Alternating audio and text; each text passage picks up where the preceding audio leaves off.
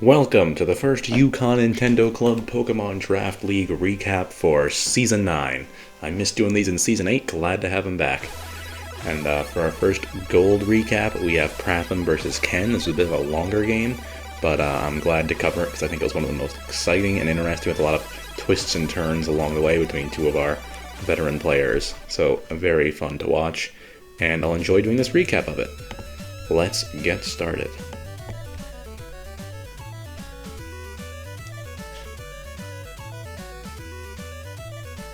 Alright, so Pratham starts us off with Swampert, always a solid lead, can use Stealth Rock to get hazards, flipping get momentum. Ken leads Araquanid, similar to thinking, good water type that can go Sticky Web. Ken wisely goes Magic Coat, anticipating Swampert's Stealth Rock, which is almost always its favorite move to use first, and Ken is right on with that prediction. Bounces it right back to Pratham, getting Stealth Rocks that Ken couldn't have otherwise set up right away with Araquanid, which is just excellent. And knowing Araquanid's probably going to go for Webs next. Swampert gets Toxic, nice residual damage on it, but certainly Araquanid's not close to mining that yet. And lays down the Sticky Web, so already the hazard game is very rough against Pratham. We can see he has a Crobat in the back, which you can use for defogging, which will need to come out at some point, but the real tricky part about this, right, is that Ken has Bisharp, which with its Define ability will get a +2 attack boost if it is hit by Defog with its evasion lowering. So Pratham's in a really tricky position to get rid of these hazards. He brings out Crobat, right, nice boots to prevent the Stealth Rock damage, but it's risky to go for Defog here, right, because if he brings in the Bisharp, it's kind of, that's a lot of attack to deal with. Crobat takes the Liquidation after Swampert goes for Flip Turn. Fair enough. We'll see if he defogs here or if he goes for something else. So Ken brings out Bisharp, anticipating a defog. Fair enough, right? Gotta put on the pressure. And Crobat goes for a Roost. So nice neutral move, gets the health back from Liquidation without risking the defog yet. Sadly, the webs are still up, which makes Bisharp a lot more threatening, right? Because now you have Goodra being slower, Necrozma being slower, even Basculin being slower. So Pratham's in a tricky spot here. Swampert's a nice thing to bring out. Has good physical bulk, usually invest in that direction. Can hopefully take a bit from Bisharp. We'll see. Bisharp goes for Swords Dance. Very smart move there, I think, from Ken, because like I just said, there's nothing really good left to check Bisharp, right, with the webs up. It's very slow. Maybe Swampert can take one. I think it should be able to take a knockoff here, certainly if it has the right investment. But Ken doesn't even risk it, I think, because he knows that Swampert can take that hit, which makes me question why go for the Swords Dance and why not go just for knockoff. But I can respect it, certainly. I can respect that play. Just to test the waters a little bit, see, to kind of check Pratham's, game sense there, right? So bringing in Tropius, great answer for Swampert, right? Flying Grass, not usually the best Pokemon Tropius, but it's certainly good at being Swampert if there's no Ice move. And certainly, even if there's an Ice move, it's risking getting that Grass move, and Ken accurately calls that Pratham won't go for it, even if he has it. Goes for Leech Seed on Crobat, gets a nice recovery off it, which is good because there's not much else you can do with it. Crobat goes for Braver, which is really unfortunate because it's staying and taking the Leech Recall, taking the Leech Seed damage. Bisharp is once again the position it was before with a little more chip. I imagine Crobat would go for another U-turn, just get some damage on it, get out of there, go into something else. We will see. Yep, Crobat goes for it, and U-turns. Next up, what will we see? Swampert again, similar situation. I think Ken may just go for the knockoff this time, realizing that his Swords Dance predicament isn't going to get him anywhere again. Yep, goes right for the knockoff, gets some good damage, but as you see, that Swampert just kind of eats it, right? So I can definitely see why Ken didn't stay in with the Swords Dance Bisharp earlier, because it just would have eaten the knockoff and hit it with an Earthquake. Tropius again, I'm going to let Swampert do, maybe get Rocks up, maybe get things going more in its hazard game more in its favor, but nope, just goes for Flip Turn, more momentum, which is fine. These hazards are really starting to wear down Pratham, which is unfortunate. Crobat comes back in again, we'll see if it goes for it. Let's see what it uses. And we see a U-turn, that's the perfect play there, because right, Defog's still kind of too bad at the Bisharp. We're getting Bisharp weak enough where 2 more U-turns and it's out, so unfortunately for Pratham, Ken won't be able to play this game of punish the Defogger much longer. Basculin comes in, in a threatening position, certainly for Bisharp, because it can have Aqua Jet, strong priority move to beat any knockoff. And Sucker Punch probably won't kill Basculin. Nice Flip Turn comes out. Very weak against the Araquanid. Yeah, which is interesting. Maybe it's not adaptability. I guess that will be revealed later.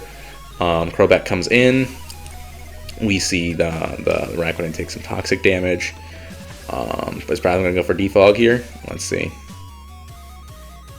Brings out Naganadel. Fine switching, I suppose. Nice measured Roost again. Gets a good position. Naganadel doesn't have Nasty Plot in our league, so thankfully Pratham's not at risk for being set up on, but it still may have to take a strong attack. Goes to the Defog. I think that's probably the smart move. It seems like Ken's not going for Bisharp every turn. Bit of a gambit there, certainly, but Bisharp's also weak enough where it may have not been the end of the world with a +2.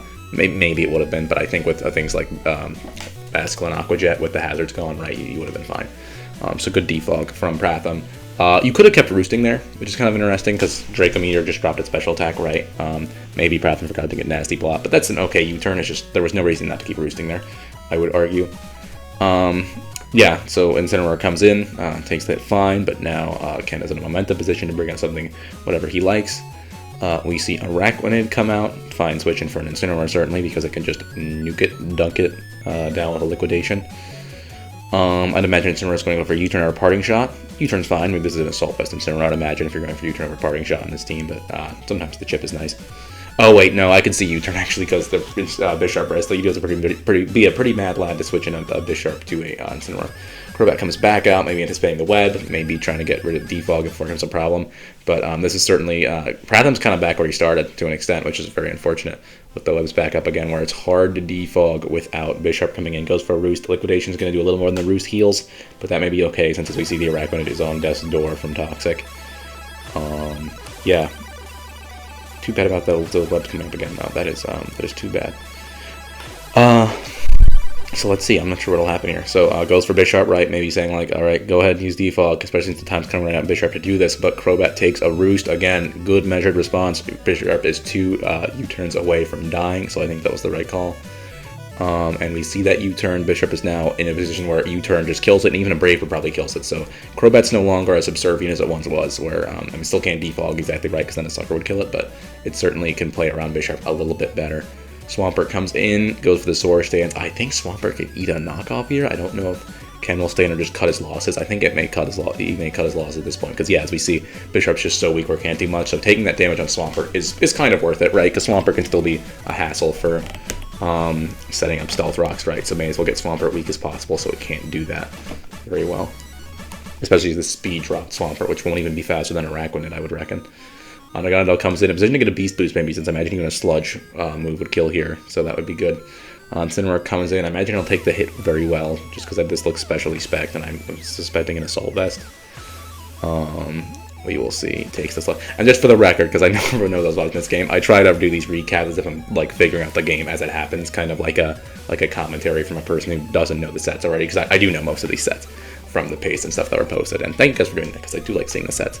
But anyhow. So we keep going. Nagantel switches out. Fair enough, right? You see the Sludge Bomb didn't do that much to Incineroar, since it's like a fair move to switch out. Knockup does a decent amount to Charizard. That's a Mega Charizard Y, which we know from Team Preview. So yeah, Knockup doesn't do a huge amount. I don't think Zard Y is in a position to really kill here though, unless it goes Focus Blast. But Pratham switches out anyway. I can respect second the Swampert. Keep your Incineroar healthy. I'm not exactly sure what you'll bring in. Oh, I guess Goodra would be a good switch in here. So yeah, sacking the Swampert and bringing Goodra, I think, is a good call. Yeah, because this is just going to blast past it, whatever it is. Yeah, Weather Ball, like, that wouldn't have killed Incineroar, doesn't have to solve especially, but it would have been a chunk of damage that I think it's not unwise to avoid. Let's see, next up we have, who's coming in next? Who will we see coming against Charizard Y? We see Crobat. Crobat's faster, right? But Brave Bird's not going to kill, and I don't think the defog, that's what Pratham's going for. I don't think the defog was worth it here. You did in those webs, right? With Araquanid it's so weak, you're not really at risk for them getting set up again. I would have gone straight Goodra just to take the hit and beat it, and then you probably would have been fine, because you can get rid of the webs later, because Crobat's faster than literally everyone. Crobat can go in against Florges, Crobat can go against Tropius without much flaw. I think that was a bad call on Pratham's part. But yeah, the Goodra comes out now. I think that's what should have happened first. As you can tell in the VC chat, I was kind of mad about it, trying to conceal my confusion.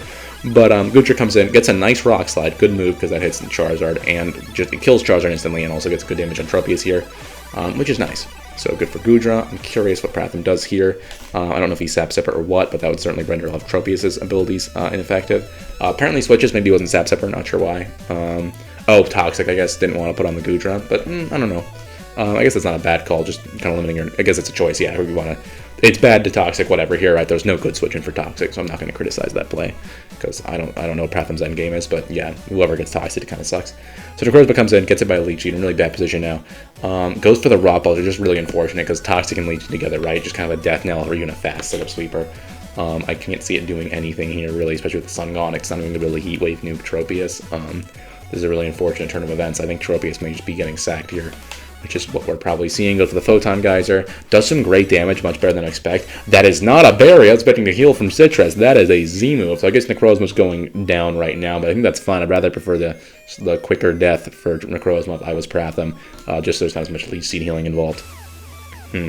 Yep, and Necrozma goes down. That's a very interesting use of a Tropius. I wonder if it was something with Sun. Maybe it was, it wasn't Solar Power, clearly. It might have been Chlorophyll, I suppose. Yeah, because no Harvest. So that was an interesting move from Ken. We see Goodra come out next. Yeah, especially at this health, right? We saw Rock Slide, or even Sludge Bomb. Yeah, it does it. I don't know if you need to even... No, again, I get one of the toxic Goodra I get, because Goodra is like the answer to Charizard. So I get one to keep toxic off Goodra. That's perfectly valid. Take the Tropius here, nice and clean. Ken goes for Florges, which should be able to take you on a Sludge Bomb, because it's freaking Florges. If you've seen that thing's special defense, it's pretty darn massive. Incineroar comes in with its nice special bulk, so it should take it pretty well. Just about as well as Goodra would be fair. Goodra also has insane special bulk, but I think Incineroar might be able to get a little more damage, get a Toxic if it's not Assault Vest, like I'm assuming. I don't know. Oh, I've been calling it Assault Vest this whole time. It's leftovers. My bad. I should have paid more attention. I guess I'm just so used to VGC where if you see U-turn over Parting Shot or Incineroar, it's like, it's Assault Vest. I was in that frame of mind, but if I was paying attention, I would have noticed leftovers. So there's a leftovers Incineroar. All right, please, nobody come after me. It's leftovers, I admit it. Which is good here to get the passive recovery, right? Well, Requin slowly whittles away, right? So leftovers is a nice item here. I'd be curious what status move it has. Oh, Toxic, right? Yeah, that's great. Yeah, that's good, because then it actually does make it a threat against Florges with just attacks. It probably wouldn't have, Florges probably wouldn't have been able to eat it and beat it. So I'm glad it did have Toxic. We see Goodra come out here again. I guess Florges should just be the switch-in, because this thing can eat Naganadel, even Draco Meteor. I mean, not that well, but I could eat one probably and kill it back. Florges comes back in. Pratham is looking a little bit on the ropes here, I would say. Just because Florges is going to be a real son of a bitch to break. Although you do have the Toxic, right? But Naganadel maybe Ken could pull a big brain move, switch in Naganadel to try and take that Toxic. That would be interesting to see. So let's have a look. I'm not really sure what will happen here. Maybe we'll say a U-turn, just kind of a read. That would be a good general read from Pratham. But very risky if Florges did stay in, so I would understand it. Nice knockoff, perfect timing, gets rid of Florges' item, gets rid of Naganadel's item. Good move overall, I would say. Yeah, I keep forgetting the things Incineroar has. I wasn't even considering knockoff there. Guys, I'm not dumb, I swear. I keep forgetting Incineroar. I'm used to VGC Incineroar. So Incineroar takes that Draco Meteor, very nice, just hanging on, removing that Dragon Meteor was worth it. Earthquakes it. This actually puts Pratham back on top, I would say. It's still a precarious position, but with only Charizard and Florges to go back and forth from, it's tricky. Though the problem is his Toxic user has been all but taken out health-wise, which means the Toxic threat for Florges is no longer there. So I think we're going to come down to some sort of Sludge Bomb poison thing. Charizard comes out. I think the wise move is to let Incineroar die, and Pratham does. Can't blame him there, because I do think Incineroar is slower than Florges unless that was speed investment, so there's just nothing it was going to be able to do. I imagine Goodra comes out here, maybe Basculin. I don't know the Basculin set, but Basculin is slower than a Charizard, so yeah, like, he doesn't go with Basculin. I wouldn't advise that, because even Aqua Jet's not going to kill here with the Sun. If you have Sun up, Aqua Jet can kill, but if you have Sun going, Aqua Jet can kill, but Sun's here. Goodra takes the gears just like a champ, as it does. Going to hit with a Rock Slide here, and goes for it. I mean, obviously, you could have read a switch to Florges for Sludge Bomb, right? I'm not sure why he can't exactly stayed in there. Maybe just wanting to, just confident in his Florges being able to win the game, but I don't know. I mean, Pratham made the right call for what Ken did, so I'm not going to say he was in the right or wrong there. Because even though I don't agree with keeping Charizard in, Pratham certainly acted accordingly. So Florges comes in. Goodra goes for the Sludge Bomb. You go for the poison, makes sense. I imagine Florges should go for a Moonblast in kind, and it does. Goodra can take it pretty decent with its max special defense, but it's only got 2 more before it goes down. And yeah, I'd say Pratham really would like to get that poison just so Florges cannot wish and protect spam with impunity as it's wont to do. Florges goes for protect here, which makes sense. You can just keep creeping leftovers recovery, which is why Pratham needs that poison so badly in the first place. But I would say Basculin in the back with the strong liquidation adaptability, I would suspect that's going to be able to kill Florges once the Sun goes away anyway, even without the poison. I think it'd be a 2-hit KO, and Florges would in turn 2-hit KO Basculin with its high special attack, but Basculin's much faster, right? So it would win in that 1 versus 1. Let's see, that's the last Moonblast. So Pratham really wants to poison here, just stop Florges from being an effective staller as much. Goes to the Sludge Bomb, we see the crit and the poison come out. That is impressive and very useful for Pratham. I don't think he needed it to win the game. I'm just going to speed up here because this has gotten pretty stally, as you can see. Let's go up to fast speed. Or actually just make it hyper fast, because this is going to be slow. So we see a lot of protects, right? Pratham trying to break through while Florges wishes and protects, because it is healing more than it's taking, even with the poison. As we can see, Sludge Bomb PP is getting pretty low, too, so maybe that's what Ken's baking on, though there is a good chance of a crit here. We see the May have missed it. Gudra goes for a Rock Slide and Protect, which I think is really smart on Pratham's part, just going for, so we can avoid wasting Sludge Bomb PP on the turns where he knows Florges, this very determined Florges, is not going to attack. And yeah, we just keep going like this. Florges is near full health, so it just comes out the Moonblast, gets rid of Gudra. I think Basculin cleans up here easily. Actually, let's just slow this down a little bit. So we see the Head Smash come out from Basculin, which is really interesting. I don't know why it would go Liquidation. Well, I'll take off the curtain a little bit. I think the reason is because Pratham is running a Reckless Head Smash Basculin, so it actually does more than its Water move here. Which is why actually maybe without the crit poison from Gudra, Pratham might not have been able to win it with Basculin. But to be fair to Pratham, like, he was hitting a lot with Sludge Bomb, right? So it was bound to get a crit or a poison at some point.